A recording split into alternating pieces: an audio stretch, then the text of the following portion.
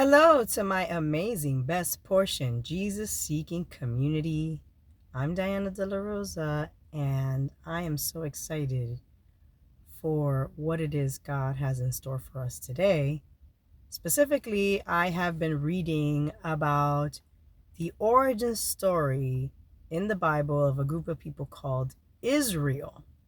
And these people were a chosen people by God that essentially started to multiply as the result of one man who chose to obey God when God told him to leave his family and everything he knew and go out into the wilderness.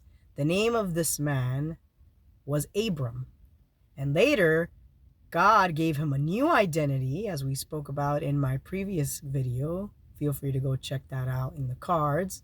That identity marked a difference in who he would be. And so he went from being Abram to Abraham, which means father of many children, right? Father of many generations. And that is exactly what happened. Abraham was faithful to God. He obeyed God when God told him to leave everything and go out into this wilderness where God would show him to go. And ultimately, although Abraham never got to see all these generations of people, what Abraham did see was God do a miracle in both him and his wife, and in their old age, give them a son named Isaac. And so this child, Isaac, eventually also was married and had children. Specifically, he had twin boys, Jacob and Esau, and there was some contention that came up as a result of that. And eventually, Jacob ended up marrying multiple wives. That's a crazy story in and of itself, and we will touch up on it in our upcoming Bible series, Redeeming Women, because these women right here, they are definitely in need of redemption, just like we are. And so Jacob marries two wives, and in the midst of having those two wives and maid servants for those wives, he manages to have 12 tribes, or 12 children specifically. I'm getting a little ahead of myself. Not tribes, but 12 children. And these children, as they begin to multiply, they later turn into tribes. And just like Abraham's name was changed, so was Jacob's name. His name was then changed to Israel, and those children became what we know today as the 12 tribes of Israel, because off of those 12 sons came this community of peoples that God was putting together. But due to a series of events that were quite outrageous, the people of Israel ended up going to live in Egypt for a period of time back in those days. And it had to do with the fact that there was a famine in the land where they were staying, and there was not enough food to eat. And Egypt was the only place where there was enough rations for everybody to consume and be spared. Ironically, one of the brothers from these 12 tribes, or from these 12 brothers, named Joseph, managed to get to Egypt. That, again, is an amazing story, and we'll touch upon it a little bit during our Redeeming Woman series. But once he's there, he goes from being a slave to becoming the second highest commander in the land, and being the one to organize these rations of food during a time of abundance right before this crazy famine hits. And so when the crazy famine hits, and the Israelites that existed at the time, these 12 brothers and Jacob and their family, end up deciding to move to Egypt at the call of Joseph, right? He tells them, hey, come live with us. We have enough food here. You'll survive here. And so those people migrate to Egypt, and they stay there. And after a series of events, they multiplied, but on top of that, they also ended up becoming slaves to an Egyptian pharaoh. And this was generations after Joseph had brought them in. And they ended up being slaves for 400 years or so, give or take. And it was complicated, to say the least. It was traumatic for them. And they wanted out. They wanted to be rescued. And so God did a marvelous miracle. And using a man, a Hebrew man named Moses, he managed to get them out. He managed to bring them out of Egypt safely. And there was a miraculous parting of the Red Seas, and the Egyptian pharaoh and his commanding army ended up being plundered and swept away by these seas. I mean, it is a crazy tale. The Bible has some crazy tales. We're going to get into them soon, but I'm just giving you a quick layout of the territory here before I jump into what I want to talk about. Once the seas part and the people of Israel are now in the wilderness, then now God has to mold them and shape them into a people and give them norms and laws and things to abide by, because they were living as slaves. They needed a new identity.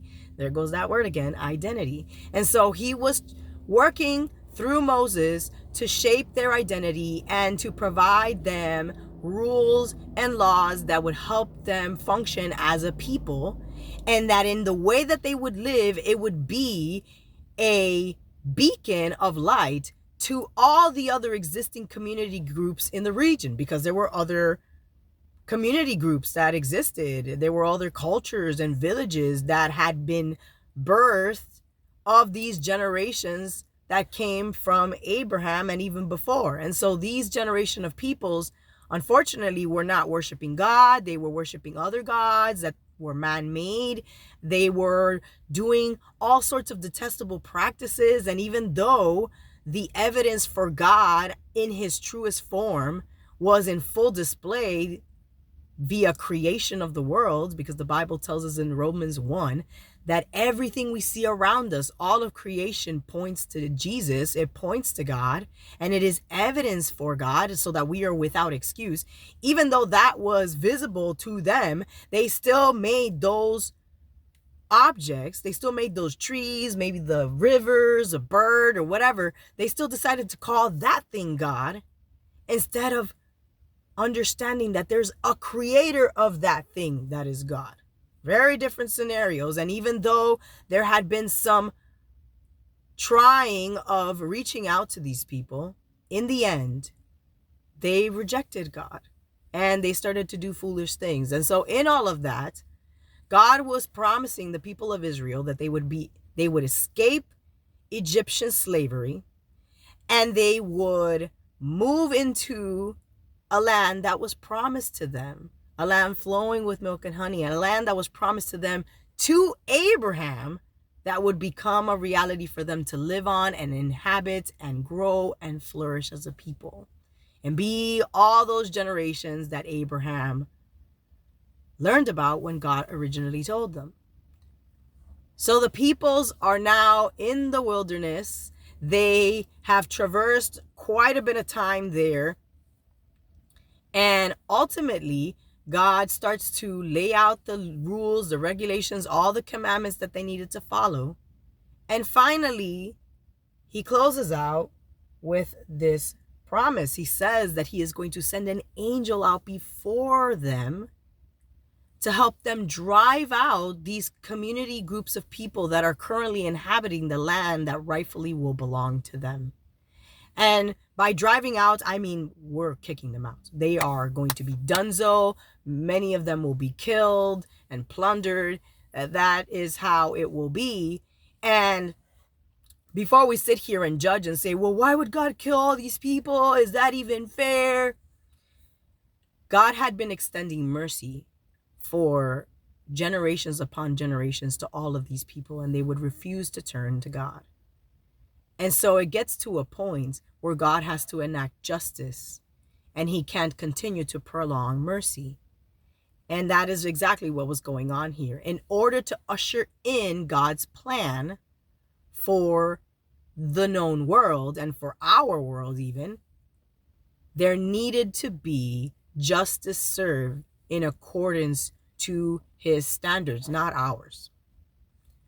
So these community groups would be driven out. An angel would go before the people of Israel to do so. But he said something very poignant that's what I want to focus on right now. This is the crux of this video.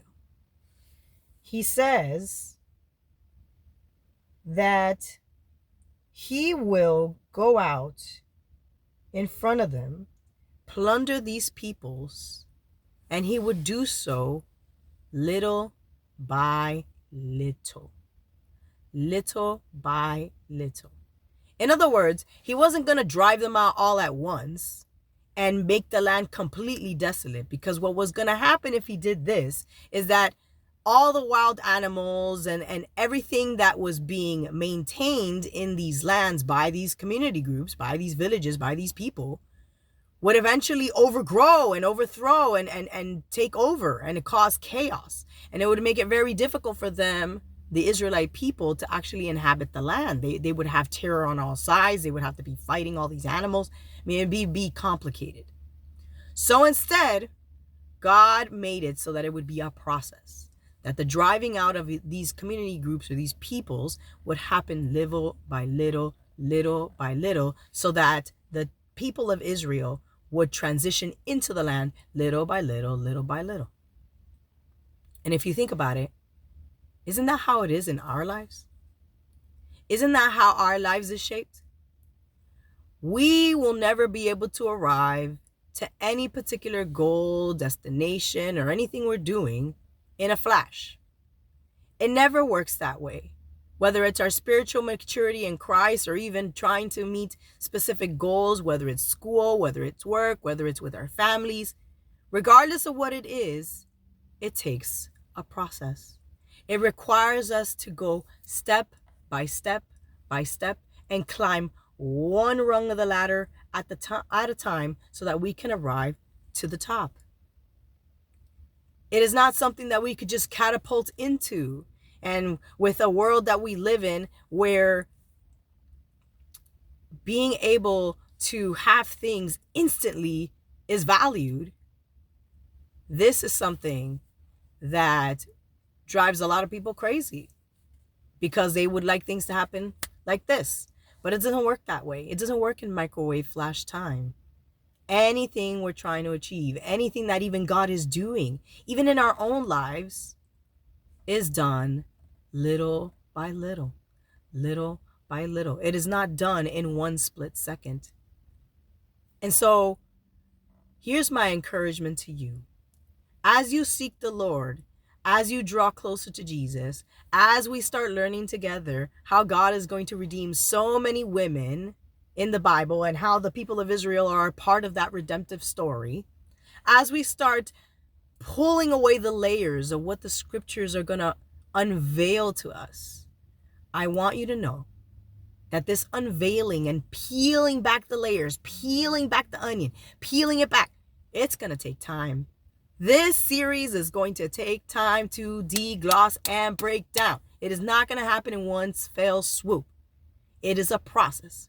We are going to be going step by step, step by step, until we reach the end, and we are able to see from beginning to end God's redemptive arc for women everywhere, which is awesome. And I've briefly shared what that redemptive arc looks like, because I've said, both in my previous video on identity and now this one, that God changes identities for people because he wants them to identify as his children. And he will frequently change their name. He will change their culture. He will change everything in order to make that a reality.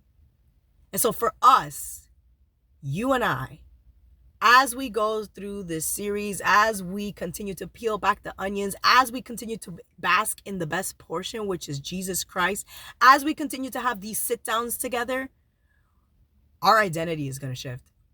We are going to go through a transformation from the inside out, and it will not happen in a split second. It is going to take time. It is going to happen little by little. And so be patient with yourself, be gracious with yourself as we go through this. And be sure to be curious through it all. Curious, asking all sorts of questions and then digging deeper for the answers. And making sure that you have conversations in the comments about all of it so that we can chime in and learn from one another as well as from God. Let us pray. Dear Jesus, we thank you so much for this day.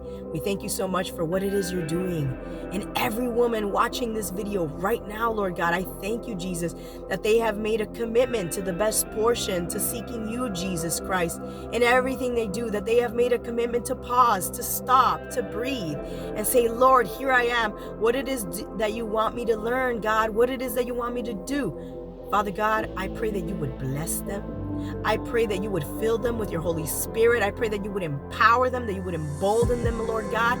If there are women in this community right now, or women that are joining this video now that are trying to figure out more about Jesus, they don't know you, they're not believers, they're not disciples of Christ. Lord God, I pray in the name of Jesus that they would find answers to the questions they're wrestling with, oh Lord God, that they would feel vulnerable and willing to say, you know what, let me ask the tough questions because I truly want to know the answer. I pray, oh Lord God, that you would prime their hearts and their motivations, Lord God, that they wouldn't come in here to be combative, but instead that they would come with a curiosity and a willingness to find out whether or not this God thing, this Jesus thing is actually real, and whether or not God truly is a redeemer of women everywhere. And so, Lord God, I pray that as we peel back the layers together, as we go through this step by step, as we go through the series, little by little, God, that you would do a transformation in all of us that are going to go on this journey. That you would transform us from the inside out, God, so that we would showcase your righteousness because of what you have done in our lives, because of the new identity that you would have given us, and because of the way that we stand firm in you. Father God, I bless this community, and I thank you, Lord God, for every woman who's going to go on this journey with me. We love you, Lord, and we thank you. In Jesus' name, amen. I love you all. God bless you. And if you like this content, please like it. Please share it. Please leave a comment down below what it is that it feels like to be in process. Because let me tell you, process is difficult. It can get messy. It could get tough. Sometimes we stop and then we have to begin again. All of that is true. And we are going to go through a very interesting process with this series. And I hope that as we do that, you're able to grow and you're able to develop in accordance with God's word. I love you all. God bless you. Have a great day. Bye.